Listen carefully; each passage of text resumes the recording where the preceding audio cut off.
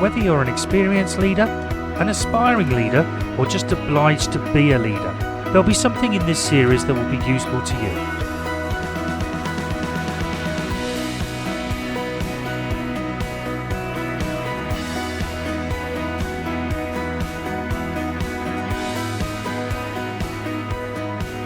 Welcome to episode 3 of Why FMEs Happen and What to Do to Avoid them.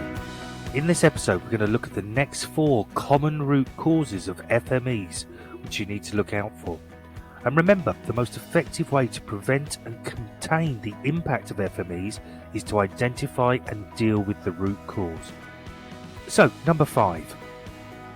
They often occur because of a misunderstanding or a misinterpretation. Now, things can go wrong or simply off track because they actually started off in the wrong direction. So communication is vital. We need to check that our communication is effective, check that what we communicate has been understood, and also check that the two-way channels for communications are working. Here are some assumptions that we need to be aware of. We need to be aware that making sure that everyone understands the language being used, and that includes terminology. Check that everyone understands what you've said, and check that everyone can read the words that are given to them. We need to check that everyone knows what they need, that everyone asks for help if they need it, and that everyone knows how to ask for help.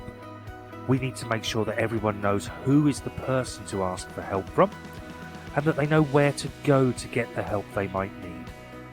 So, a reflective question. How do you know that the members of your team really know and understand things?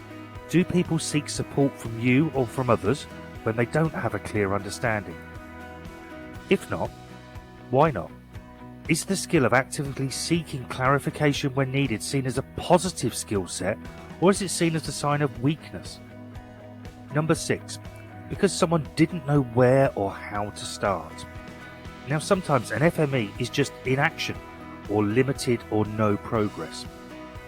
If you don't know how or where to begin, then things can't actually move forward.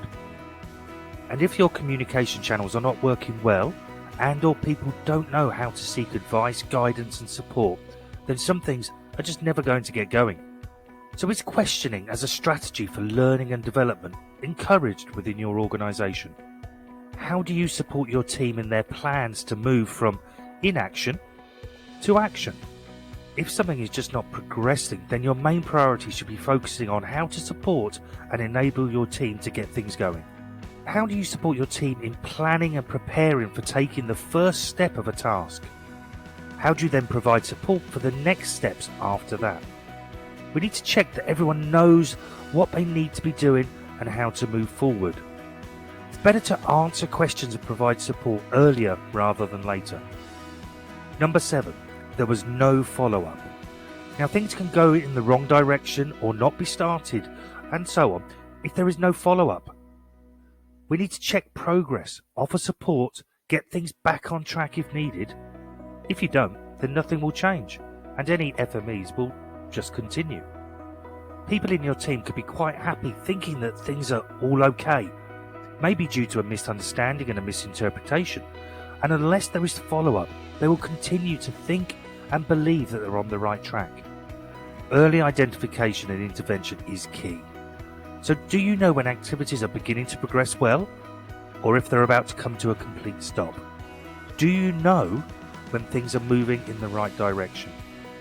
Are you being informed about and asked for support when things slow down, stop, or become challenging? If not, why not? Is there evidence of problem solving and of people meeting challenges positively and proactively? Now, this is not about being obsessed with finding failures, mistakes and errors and actively looking for them. It's about knowing how things are going. Are you also being told when things are going well? By following up on things on a regular basis, you will be able to find out what the root cause is and then provide support in a timely way. You need to identify and remove any possible causes, such as not knowing or understanding something, feeling isolated and unsupported, unclear structures, processes and routines, situations and activities that are unfamiliar, unrealistic and unachievable expectations, not feeling safe enough to take risks, to make mistakes and to learn from them. So how are you checking that your team are not anxious or concerned about their work or their roles? Could be as simple as a quick question. How's it going? Is there anything I can do to support? Root cause number 8. Because there was no completion date. If there are no milestones to reach, no end date to meet, then sometimes things just become ongoing, put on the back burner, forever. So how do you share and communicate key messages, deadlines and priorities? How do you systematically update everyone on any changes that occur? Do you get advance warning when a deadline might not be hit, or do you only find out when it's missed? Do people actively seek support to meet their deadlines? Now this is back to early identification and intervention as being key. The earlier that you know that something is not quite right or going off track, the more time you have to rectify things and get things going in the right direction. Also, the less time things have to go way off track, which actually makes them become a much harder issue to rectify.